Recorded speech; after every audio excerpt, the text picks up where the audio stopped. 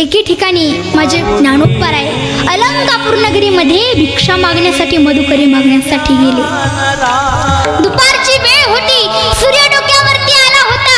महाराज जमीन तापली होती, चटके बसत होते.